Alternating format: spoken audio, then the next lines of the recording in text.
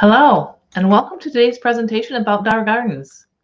I'm Carolynn Paten, Associate State Director for AARP here in Michigan. Whether this is your first time joining AARP Michigan for a virtual event, or if you've joined us for many events, I want to bring your attention to the AARP Michigan Virtual Events page. There you'll find our upcoming virtual events for the next few months, and you'll also find our recent past events that you can watch on demand. To find that page, go to the AARP Michigan website and click on Virtual Events. Now we have a lot of information for you today about Dow Gardens, so if you have any questions for our presenter, you can ask them at any time by putting them in the comment area on Facebook. We will be answering your questions at the end of today's event. Now it's my pleasure to introduce you to today's speaker, Carolynn Paten. As a college intern of events and marketing, Carolynn Paten joined the Dow Gardens team in 2011.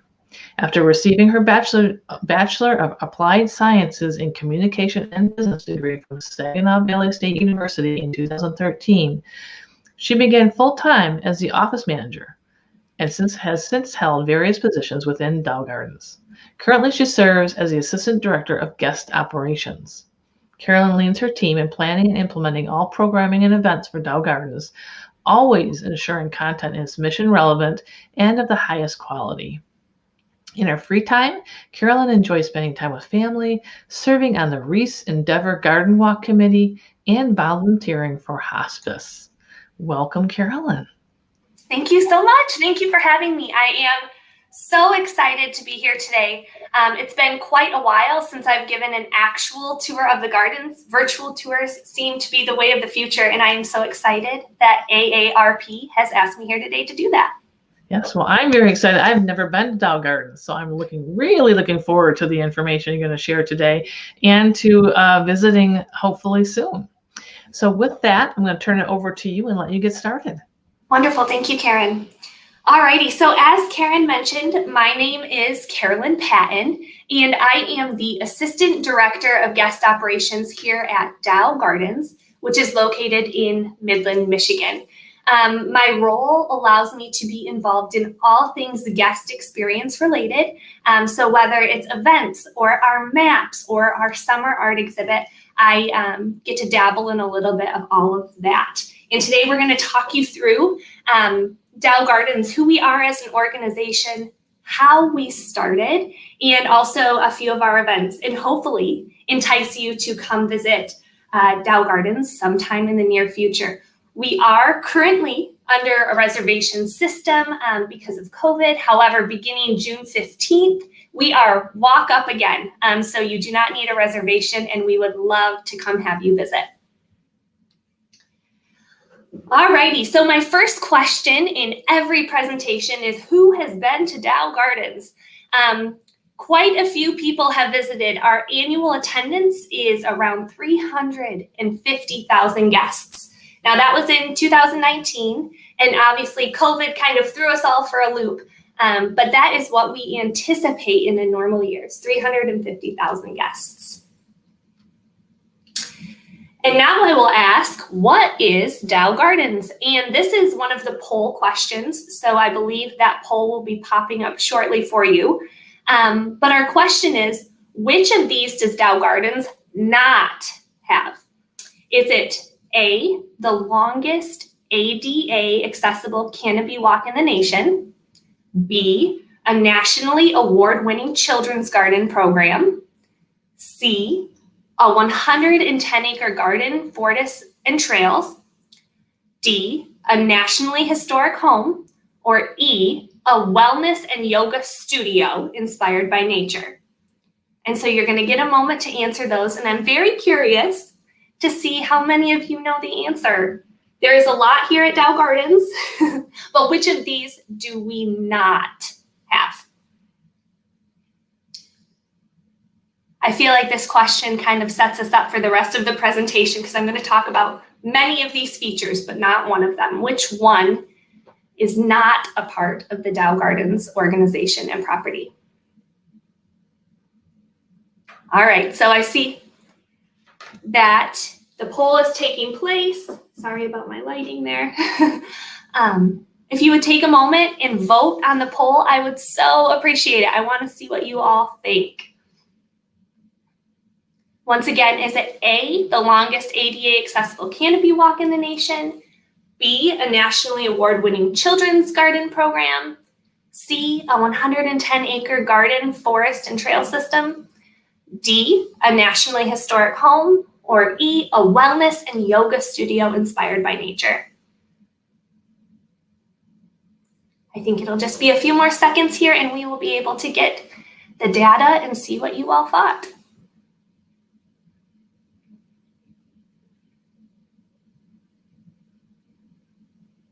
Dow Gardens does have a lot to offer, but which of these do we not offer to the public?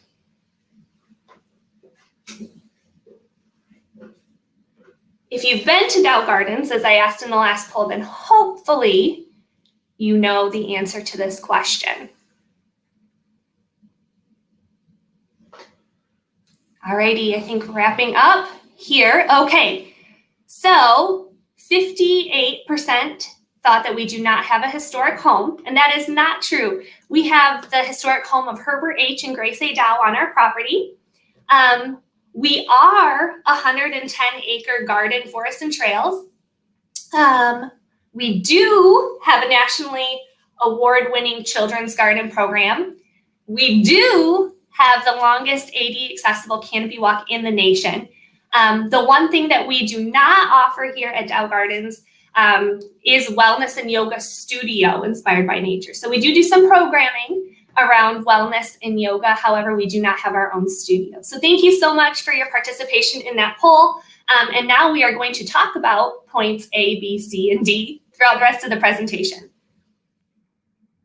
Okay, so what is Dow Gardens? We just talked a little bit about this and eliminated one of those previous poll questions.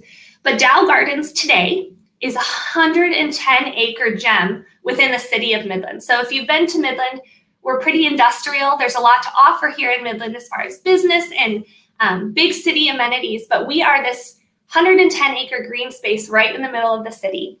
We have botanic gardens here, beautiful bridges, the nation's largest canopy walk that's ADA accessible.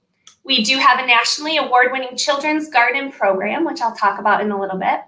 We have a beautiful nature playground, which inspires kids of all ages to play. And we do have seasonal art displays, which I'll talk about again later in the presentation. But every year, we bring in an art exhibit for the summer to enhance the gardens. It's almost as if the gardens is the gallery for the art.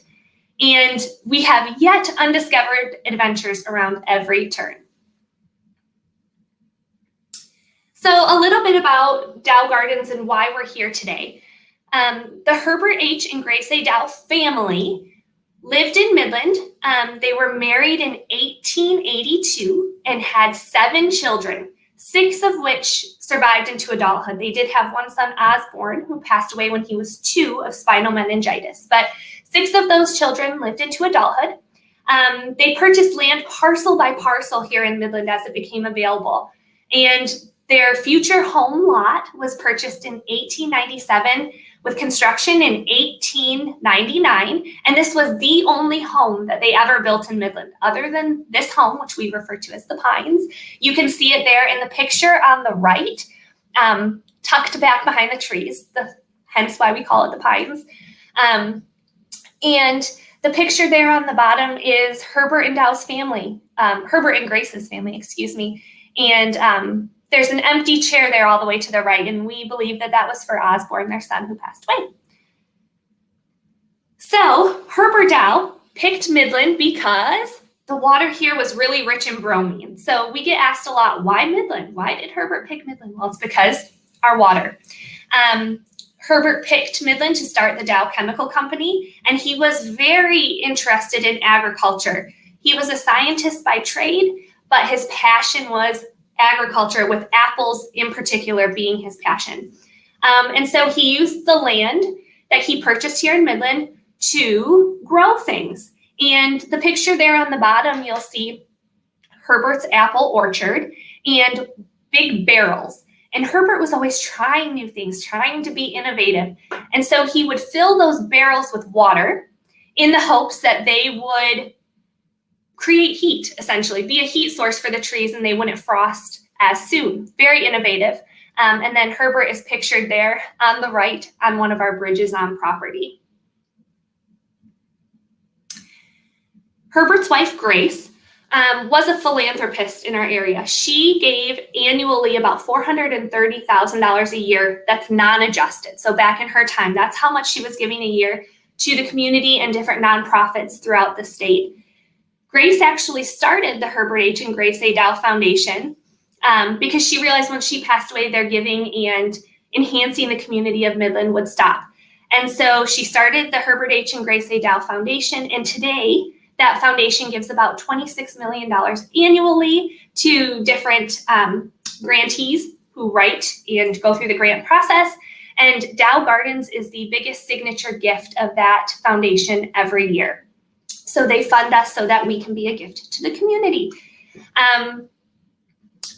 Grace says, in token and esteem of the mutual friendship which has always existed between members of the Dow family and the citizens of the city of Midland. So they really did love the community here and fostered that into Dow Gardens, which is today available for all residents of the state of Michigan, really, national as well, but really for Midlanders.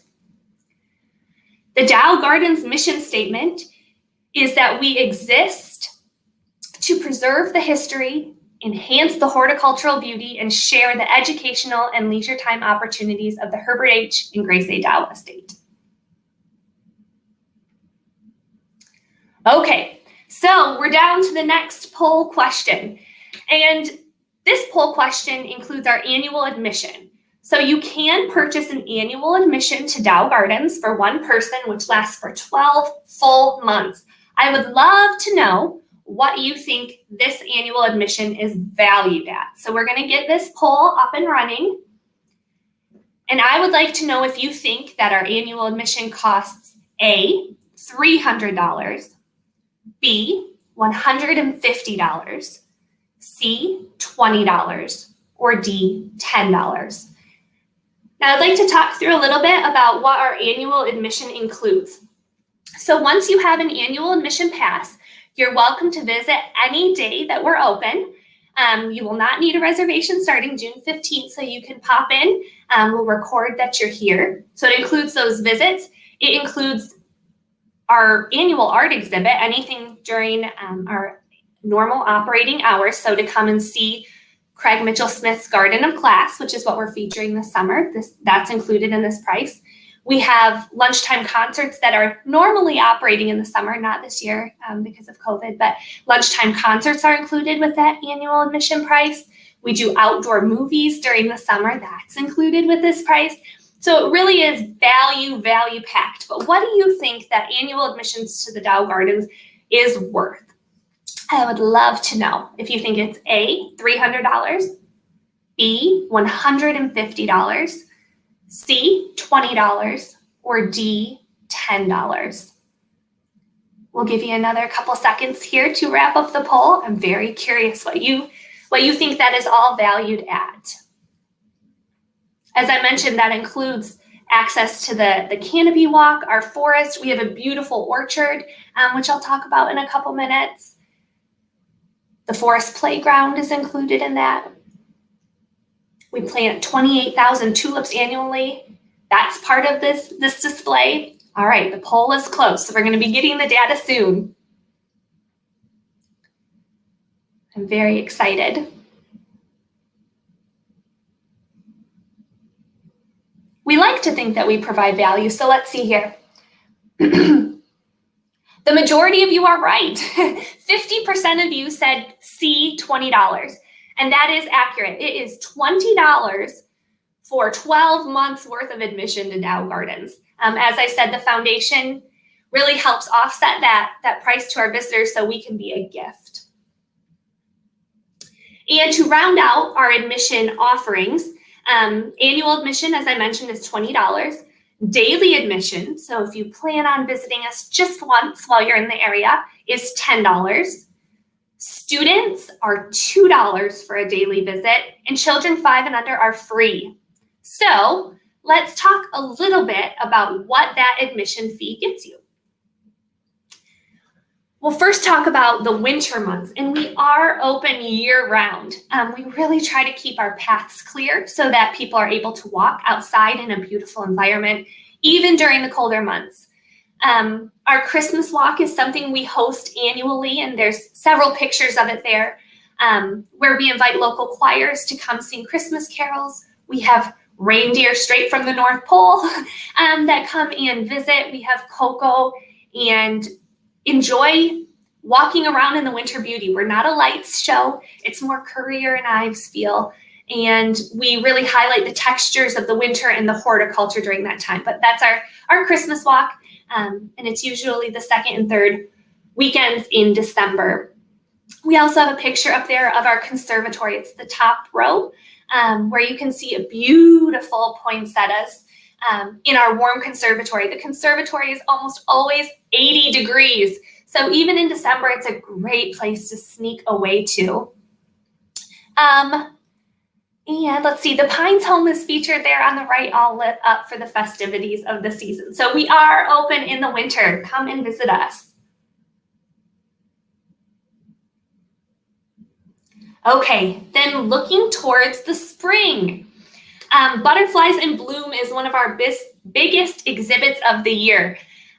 We get thousands of chrysalis from around the world, and we pin them so carefully in our butterfly chrysalis case. Eventually, those beautiful butterflies emerge, and we release them into our conservatory. We are the only exhibit in the state that encourages guests to hold the butterflies. We teach people how to do it the proper way. So it's a very interactive, very intense learning experience for all the kiddos that we bring in as part of the school curriculum. And other things that we have going on in the spring are our tulip exhibit. Like I said, we plant 28,000 tulips a year, and they're just a gorgeous display. We also participate in Arbor Day. So everybody talks about Earth Day, and that's great. But we love trees here at Dow Gardens too. So we go into all the 4th grade classrooms here at Midland Public Schools and give all the kiddos a tree and teach them how to care for their tree and talk about why trees are so important. So that's a little bit of our outreach program here at the gardens that we do during the spring. A few unique things that I'm going to sneak in before we talk about our summer season is that Dow Gardens is really unique in a few ways. We have a lot of horticulturists here on staff. Most gardens have 1 or 2 horticulturists who do the plants, and the rest of the hands that they have helping are seasonal or temporary help to get the plants done. Here at Dow Gardens, we have many horticulturists, all who have about 2 to 7 acres that they care for. So the designs are different every year, and you start to learn the styles of the different horticulturists. It makes it fun and interesting as the season progresses and things look different, and also year to year. We have trial beds, which Herbert Dow would be really excited about. Different organizations will send us plants that they're thinking of selling in our zone, and we plant them and record throughout the season how they do and give that information back to the companies, which helps them make decisions on what to sell in what areas. Growing gardeners, I'm going to talk about in just a minute for a few minutes. Our property maturity is so unique here at the gardens. Since Herbert has had this land since the late 1800s, our trees here are just stunningly beautiful. That's what most people notice. They look up and say, wow, these trees, so established. And then we're open year round, as I've mentioned before, but I don't want you to forget. Okay, those were a few unique things, but now we're gonna move into summer, which is the season most people think of us in, but like I said, we're open year round. So the picture there on the left, you'll see some frogs dancing in some planted beds. We do have a summer art exhibit every year. This year featured in the picture was Ribbit the Exhibit, which was 19 whimsical frogs that all had personalities, and the kids just loved them. Other things we do in the summer, there's kids tree climbing, which you can see there down on the bottom right, where we get the kids up in harnesses and they learn how to climb trees like an arborist. We do story times. We do bug classes. So there's a kiddo there with a tarantula crawling up his shirt. The kids just love it, and we try to be so hands-on. The program I mentioned a few minutes ago, our nationally award-winning program, is called Growing Gardeners, and you can see some summer plots there on the right upper photo, and then a little scarecrow tucked just to the left of that photo. For the summer, we have 84 families who will join us. They learn all about gardening. So week 1, which is actually this week right now, the families come and they plant their gardens. Week 2, they make those adorable scarecrows. By week 3, we're starting to worry about weeds and watering. So that's the lesson they learn. And it kind of progresses through the summer all the way to harvest. And it's really a neat experience. A lot of kids don't go through the thought process of where food comes from. So you'll say to these kiddos, where does food come from? And they say, the grocery store. And we say, okay, well, where does the grocery store get the food? And there's this look of like, oh, didn't think of that. So we have the opportunity to show those kiddos start to finish some food production. And it's really great to see the interaction between the families as they grow and learn together. So I mentioned Ribbit, which was our exhibit a few seasons ago, but this season we have Craig Mitchell-Smith Garden of Glass. These pieces are stunning. Craig Mitchell-Smith is a Lansing-based artist who works in glass in the form of kiln glass. So it's not blowing glass like a lot of us traditionally think of, but it's more like painting with glass is how he explains it.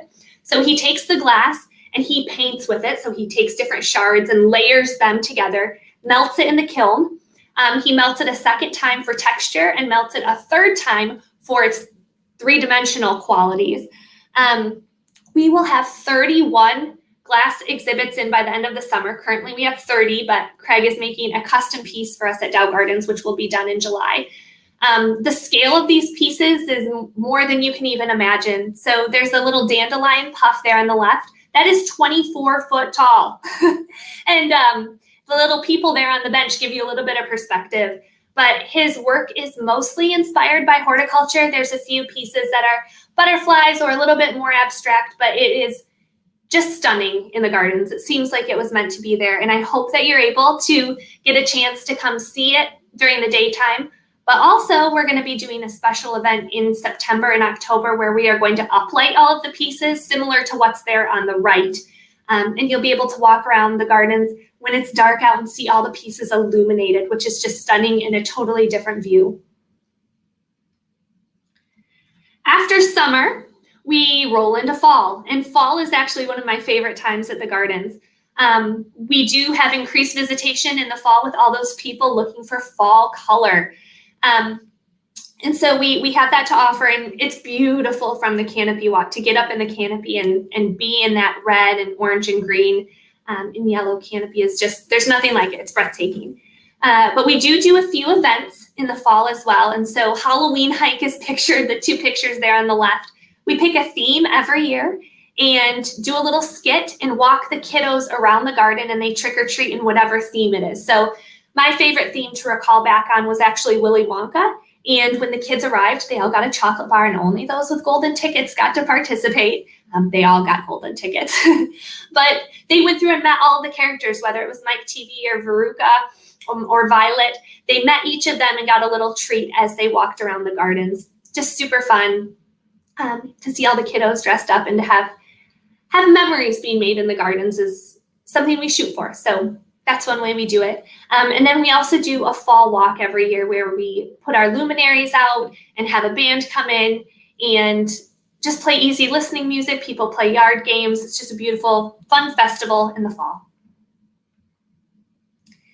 Now, a little bit more about the job I do here at the Gardens, and something that makes us different is that we really focus on guest fulfillment. We want you to come and have a great experience, but we acknowledge that not everybody does that in the same way. And so we're going to do another poll here, and the poll is not going to be how it appears on the screen. So we're going to have to give some verbal directions. They narrowed it down to just 4 options for you. And so we're going to take a minute to figure out which guest fulfillment pillar you think you fall into. And so option A is going to be a personally enriching experience and new knowledge. Option B is going to be empowerment or shared discovery. Option C is going to be an experience to brag about. And option D is a memorable moment or a beautiful environment. So I'll talk through those again with you, but I do want to quick talk through what each of these are. So personally enriching experience is something where you're going to personally feel fulfillment. I'll talk through those in a minute, but maybe it's poetry, maybe it's drawing, maybe it's listening to music, something that's personally going to enrich you. Some people want to come and they want to learn the name of a native species, or they want to learn how Craig Mitchell-Smith does his art. They need to learn something.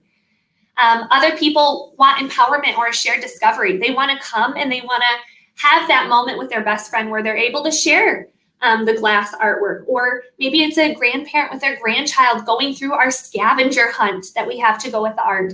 And there's bonding there. That's what those people would like.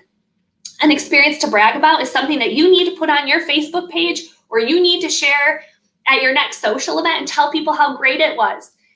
Other people want to have a memorable moment. Really, that hits home for the people who have their wedding ceremonies here at the Gardens, or are documenting family photos, perhaps, something that's really memorable in their life.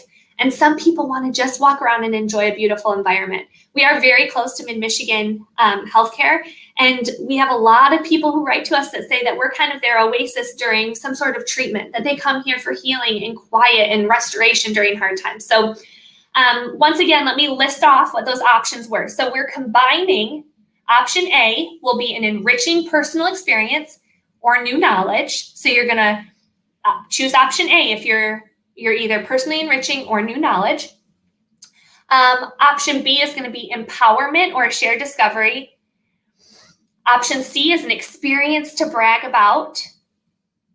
And option D is memorable moments and a beautiful environment.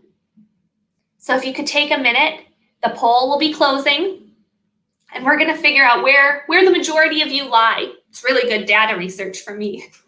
But we try, as we're shaping our programming and our events, to make sure we're hitting multiple levels of these so that we can make sure our guests are leaving fulfilled. That's really, really why we do what we do. Should be getting the data here in just a second. Thank you all for taking the time to vote. We really appreciate it. And I'm going to dive into each of these pillars a little bit more here in a second and tell you what we offer for each. Okay, so it looks like most of you are coming to the Gardens for a memorable moment or just to enjoy a beautiful environment, and that is wonderful. We have a lot of horticulturists who would appreciate that you're coming for the beautiful environment. They work so very hard. Okay, so now we're going to talk about personally enriching. As I said, this is non-science-based, facilitated, so we don't tell you exactly how to do it. It's not like planting a container where we're going to give you steps A through Z on how to do it. We're going to give you an idea and let you kind of run with it. It's usually self-improving or reflective and informal in nature. So we do floral arranging. I actually teach that, and it is just a blast. Story time for the kiddos. We actually have a book club for adults too. Poetry readings or our lunchtime concerts. We actually have yoga in the Gardens as well. So all of those things personally enriching. And I'd love if you could take a moment and just think about, is that me? Do I like personally enriching experiences? The next one we're going to talk about is new knowledge. So as I said, these are the folks that have to learn something. They're here for science-based, instructed, more formal in nature. So we actually held a birding festival where David Sibley was the keynote speaker. And if you know anything about birds, you probably know David Sibley. That was a great opportunity for those new knowledge gainers. We teach culinary containers, so people how to plant a little container, maybe if they're not ready to jump into a full garden or don't have the space for a full garden. Quite honestly, some people have little terraces or just little patios or just a window. And we do the culinary containers, and it's just a blast. Arbor Day, as I mentioned, in the schools.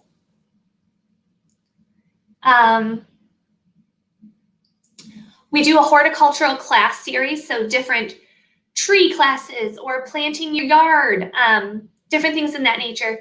Bee education series, we have quite a few people who are looking to us for bee information, and we have a community now in a little Facebook group of all people going through the bee learning process together. We have our Butterflies in Bloom program, where we are able to teach about the butterfly life cycle, our volunteer program, and then just general interaction with our guests. I get pulled aside all the time as I'm walking the gardens of, hey, what is this plant? Hey, why are they pulling this out? Or what is this bridge made of? We love to help in that way too. Doesn't have to be formal necessarily. All right. Shared discovery. So these are people who want to have an experience with someone else. So whether it's guest to guest or guest to staff, we also have a very robust volunteer program. The volunteer program, we have about 250 active volunteers right now, and they help us with everything from pulling tulips to, helping in the trial garden, helping design specific areas. They're great. We love our volunteers. They help teach programs. They are really our ambassadors within the community. And volunteering gives them a great opportunity to have shared discoveries with others. And as I mentioned, those scavenger hunts or the activity we put with our art every year is really one of those shared discovery tools as well. Okay, an experience to brag about. So these are the people who need to share it with someone else. That's what makes their trip worthwhile. So something worthy putting on your social media or taking a photo of or writing to your pen pal about. So whether it's the longest ADA accessible Canopy Walk, the 28,000 blooms that you got to saw during tulip time, our Butterflies in Bloom, our Christmas walk, our Halloween hike, our Gatsby party. That was something fun we did for a couple of years where people came dressed up as if it were the 20s. Or maybe it's learning about a non-native plant or tasting something unusual in our edible tasting herb garden. There's something to brag about for everybody, really. Memorable moments. So these are capturing life's memorable moments, whether it's weddings, proms, homecomings, just getting your photos taken here or taking a special tour. And then this is where most of you fell, I do believe, is to taking in just a beautiful environment. And there's a few photos there.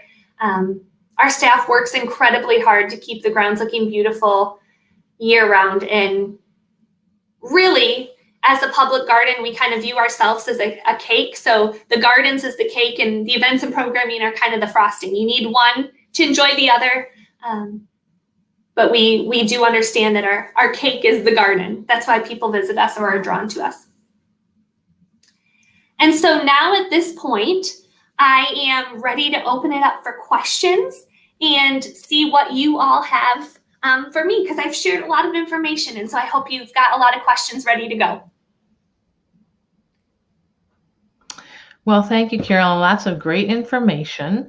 I do want to address some of the comments that have come in, and people were expecting a video tour. So that is our fault, AARP's fault, for not explaining that this is a tour of everything that Dow Gardens has to offer. Although we did talk about learning about the historical aspects of Dow Garden and all that. So if someone looking for a video tour, I believe there are things they can see on YouTube. Is that correct?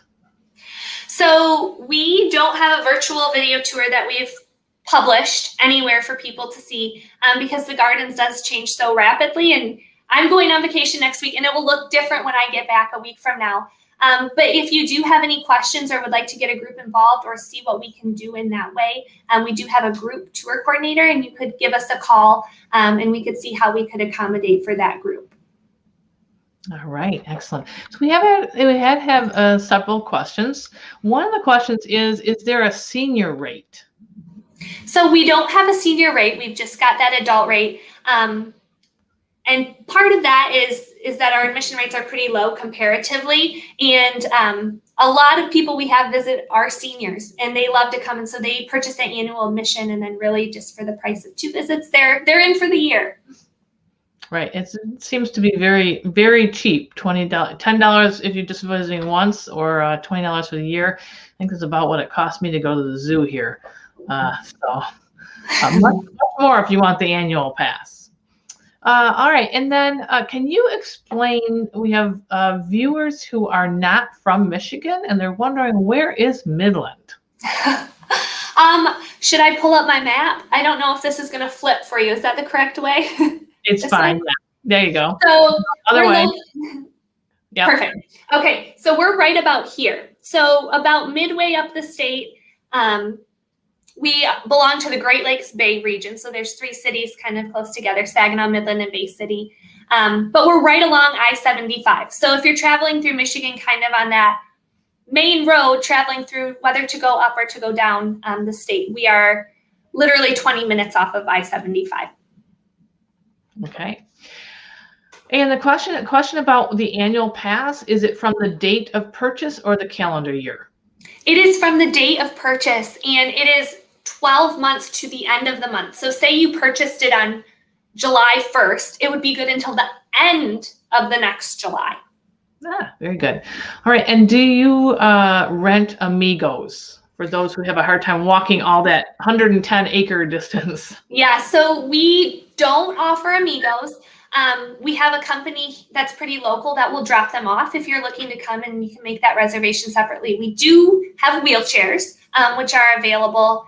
And then a new offering that we have this year, because our campus is so large, is we have an accessibility entrance. So if you have an accessibility concern, whether it's you just sprained your ankle or somebody in your group is 8 months pregnant and can't walk that far, whatever your reason is, you can call and reserve a special parking spot on the forest side of campus if that's where you're headed, to help make the walk quite a bit shorter. So if you have any questions about that, feel free to give us a call. We would be happy to talk through what you're hoping to see and the easiest way to get in, so that you do have a very enjoyable visit.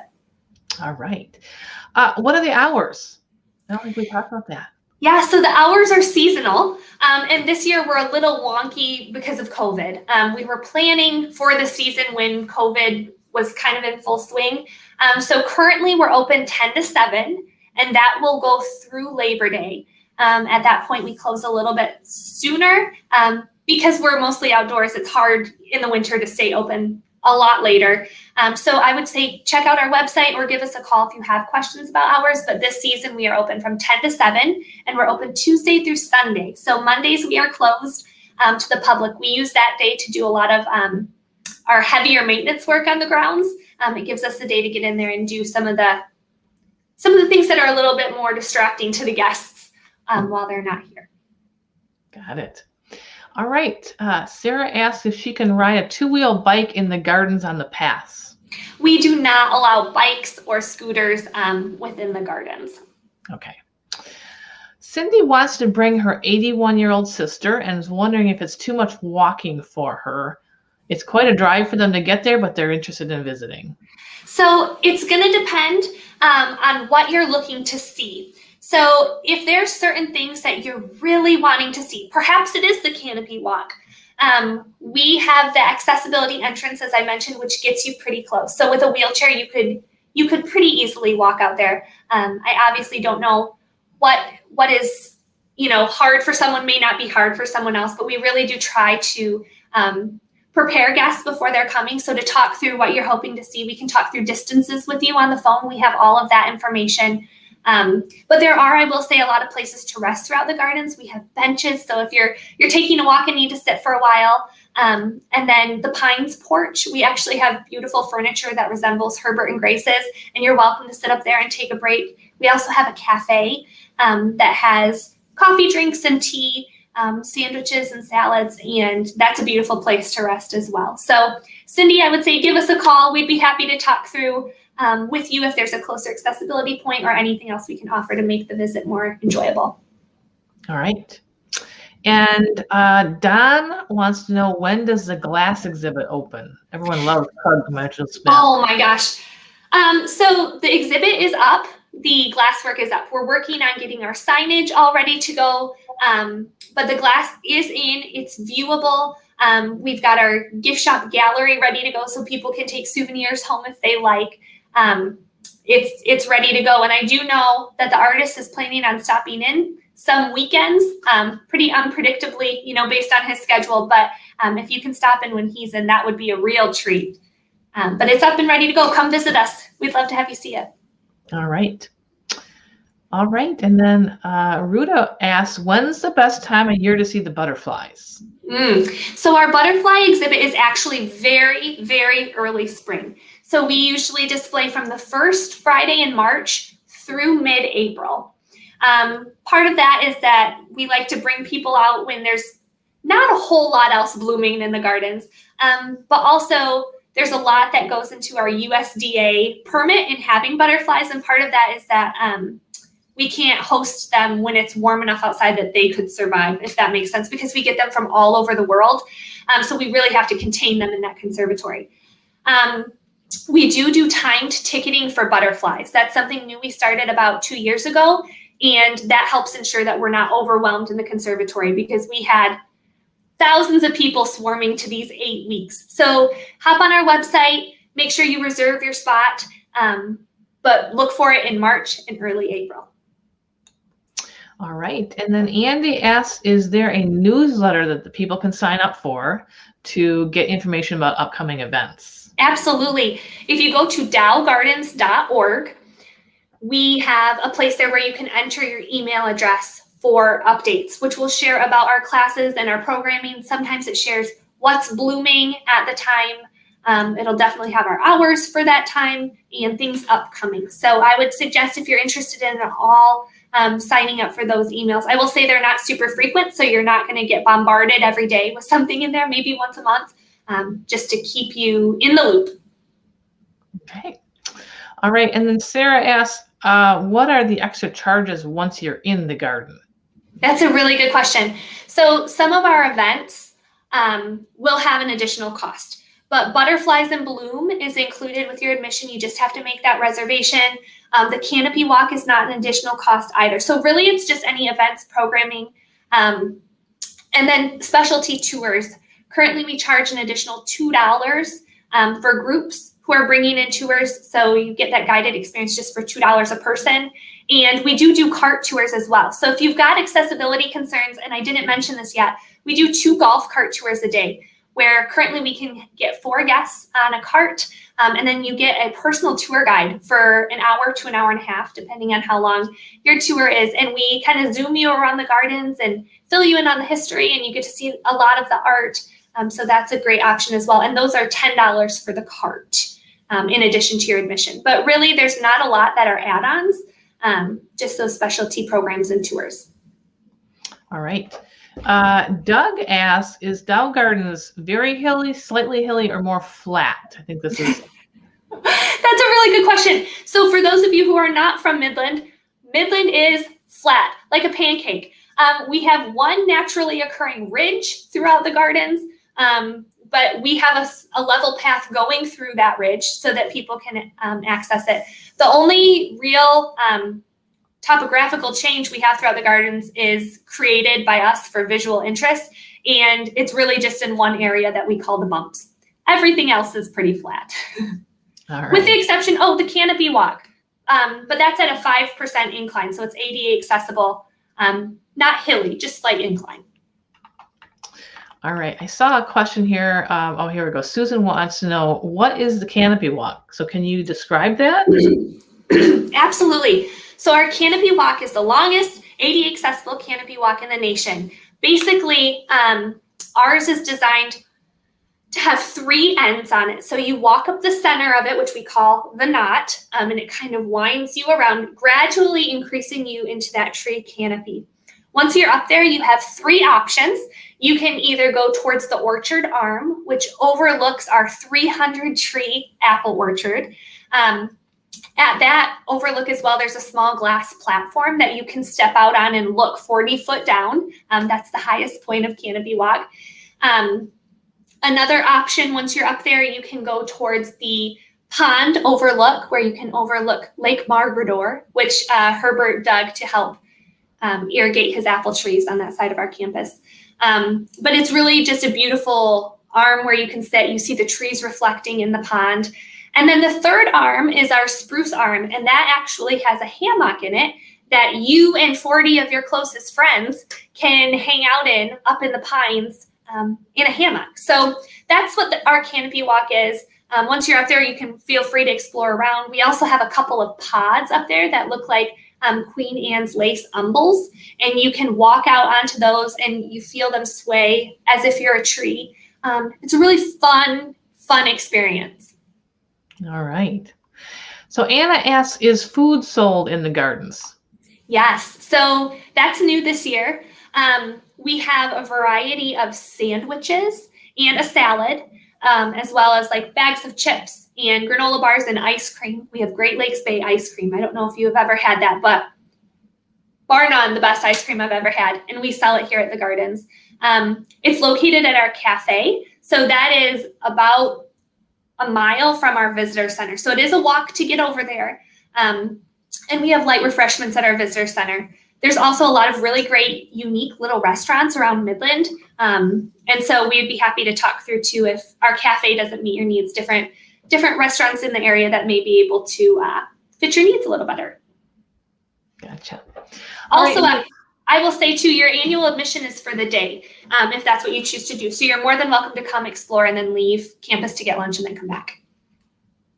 Okay. All right. Trudy asked, a couple people asked about the historic home. So Trudy asked, are there tours of the house? And Wendy asked, what is the cost for touring the house? So I may have to pull up the cost of the tours because honestly, guys, we weren't doing them during COVID. It's a home. So it was built at the same time as like the Dodge Brothers estates and some of those bigger homes in Detroit. But Herbert and Grace built it pretty humbly. So it's a home. It's hard to fit a lot of people in there. We just started up the tours again and we're limiting it to one household per tour. And they're offered currently on Fridays.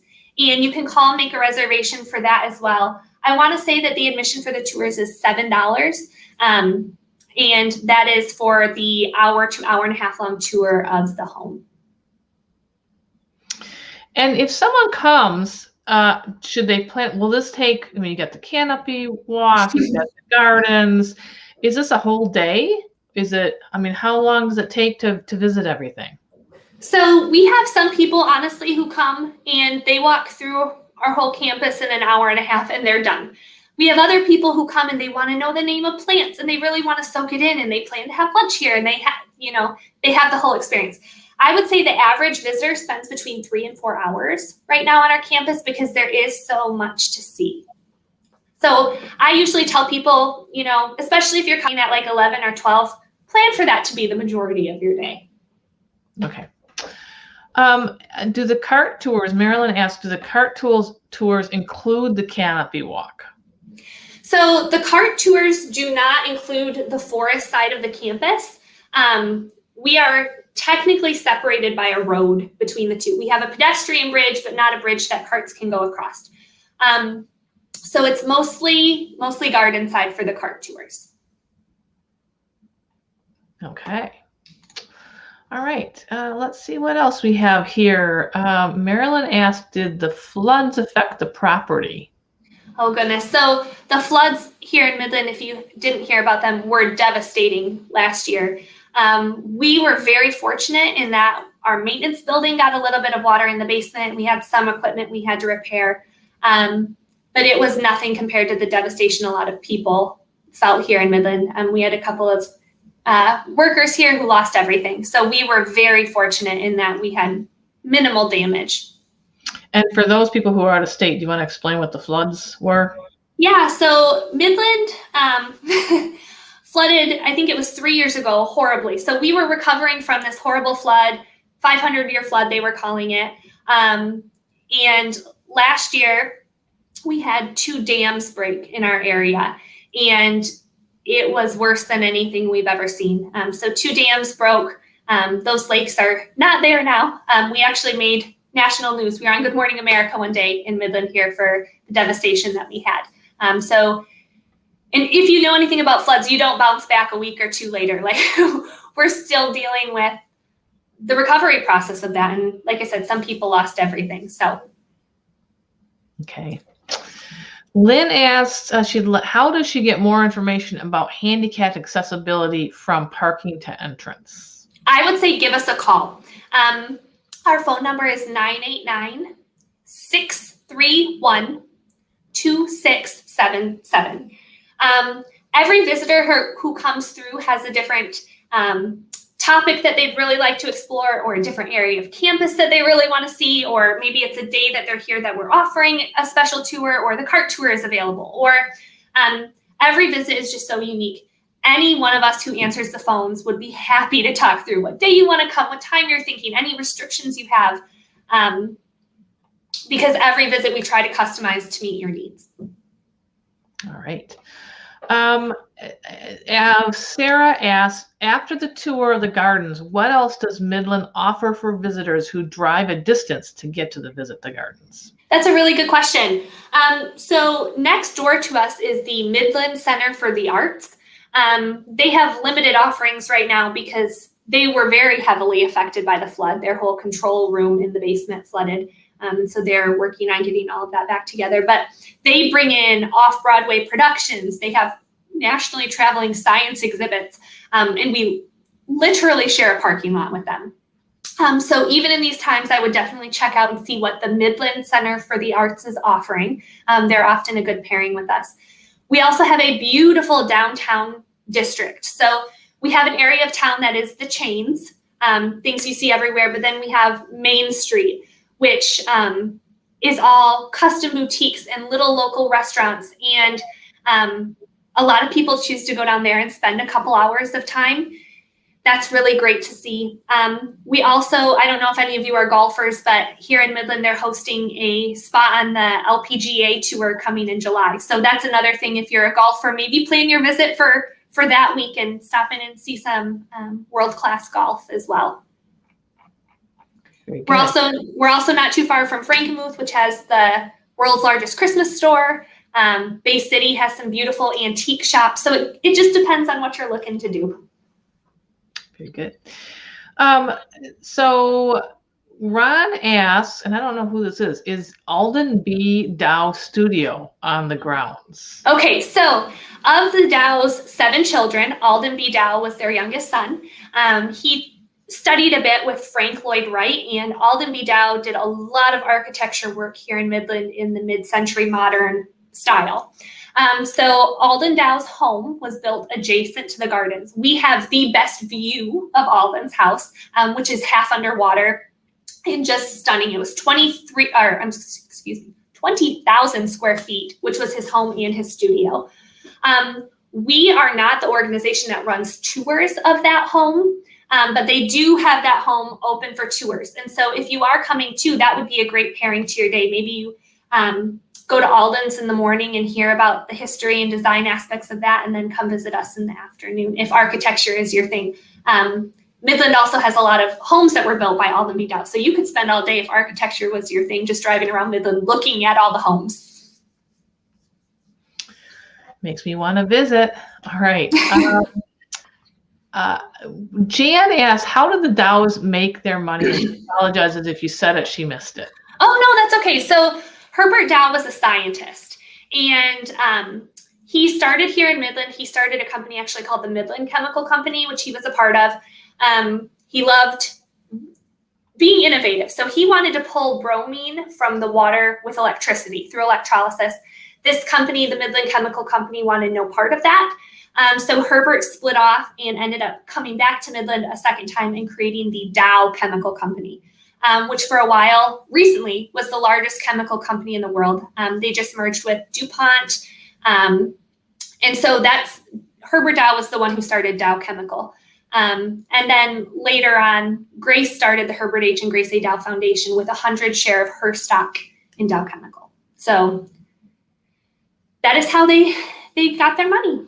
through chemicals. And bromine, interesting fact for you, is actually what Disney World and Disneyland use to keep their water clean in their rides without the chlorine smell. So it's a disinfectant in the water. Interesting. All right. And Linda wants to know, is the farmer's market open again? Yes, the farmer's market is open. If you don't know, Midland has the best farmer's market that I have ever been to. Usually it's down by our Tridge, which is the three-legged bridge in the downtown area. That's a unique site as well. They currently haven't moved because of COVID. It was a squeeze down there, and it felt fun and festive and vibrant, but that's not really what you want to go for during COVID. So they moved it to the Dow Diamond parking lot, which the Great Lakes Loons are our minor league baseball team in here in town. So there's yet another thing. If you love baseball, to add to your itinerary when you visit, they've moved the farmer's market to that parking lot. But yes, they have an amazing arrangement of fresh fruits, vegetables, flowers, soaps, fish, anything you can imagine. The farmer's market is back. All right. Marilyn said she'd like to visit. She visited Dow Gardens years ago and would like to visit again, but she uses a walker now. How does that work for her? Should she be needing to take one of the cart tours? So the cart tour would be a phenomenal option. You can navigate our terrain as best as possible with a walker. We try to keep things level on the path. But really, Marilyn, if you're looking to enjoy, I would say book that cart tour. It's an hour-long, personal experience. Your tour guide is there for you. So there's some tours I give where I go through the whole spiel of the history, and that's what the people want to know about. Some people want to know about plants, and I am not your plant person, but I have a lot of friends around here. So I make a lot of phone calls, getting a lot of questions. Other tours are just groups of people who want to catch up, and that's okay too. But if you'd love to visit Dow Gardens, call and book that cart tour. We'd be happy to take you around. And then perhaps later, if you're looking to explore further, a wheelchair may be a good option. All right. Thank you so much. You provided so many great answers to all the great questions, and thank you to all of our participants who joined us today. So do you have anything, any final words you'd like to share with the audience? I guess, first of all, I apologize if you wanted a video tour. I hope that you at least learned something from this, and maybe the pictures were enough to intrigue you to come see it in person. I appreciate you taking the time to hear about all we have to offer. I really do think that we're a special place. I'm very honored to get to work here, and we'd love to share that with you. So I do hope you plan to visit soon. We'd love to have you. All right. I'll be coming. Yay! Thank you, everybody. And if you want to find other events that we're doing, please visit the AERP Michigan Virtual Events page. Otherwise, have a great day.